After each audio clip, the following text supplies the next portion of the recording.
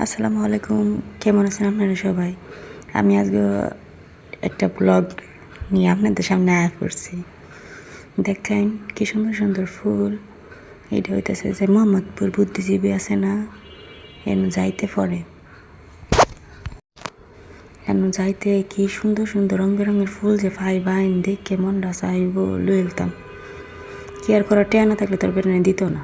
এটা কি কষ্ট করে এই চারা লাগায়া গাছ তুললে পরে ফুল ফুটাইছে কি মাগনা দিলেন লাগে কেউই মাগনা দিত না। আচ্ছা যাই হোক, দেখে দেখে মনে স্বাদ নিলাম, ভালো লাগছে যেহেতু। আপনাদের যার যার ভালো লাগে তাই নিন, যে মনে হয় কম দামে পাইবেন, বেশি দাম নিত না।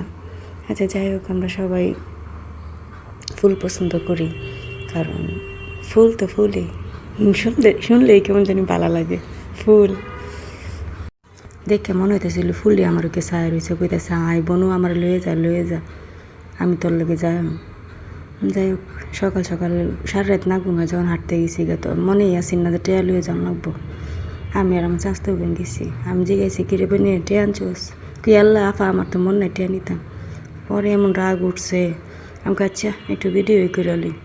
পরে ঘুরতে ঘুরতে একটু ভিডিও করলাম। সামনের গেটটা বন্ধ হয়ে দেখেন আমার স্বাস্থ্য বোনে ভিডিও করতে চাইছে। যাই হোক, সামনে গেট বন্ধ করে অন্য গেট পাশে আরেকটা গেট আছে, 2 নম্বর গেট দিয়ে ঢুকছি। ঢুকার পরে আমরা একটু ভিডিও করলাম কুয়াশার মধ্যে।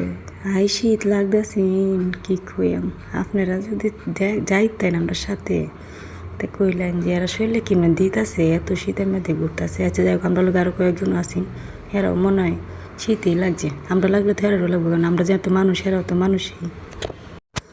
কি আর কই, মাঝে হাঁটতে হাঁটতে গেলাম, পরিবেশটা দেখলাম, ভালোই লাগতেছে কুয়াশার মধ্যে। এদিকে গুরুস্থান মানে কবরস্থান আর কি, মানুষকে দাফন করে ওইখানে মাটি দেয়। আচ্ছা যাই হোক, ওইখানে ওইদিকে যাওয়ার সিস্টেম নাই। আমি আমার বোনের জিজ্ঞেসলাম কি রে বোন, হেন্দে যাওয়া যাবো? কোথাছে কোন না আফা হেন্দে যাওয়া যেত না, হেন্দে গেলে এই গেট ঢুকে যাওয়া লাগবো।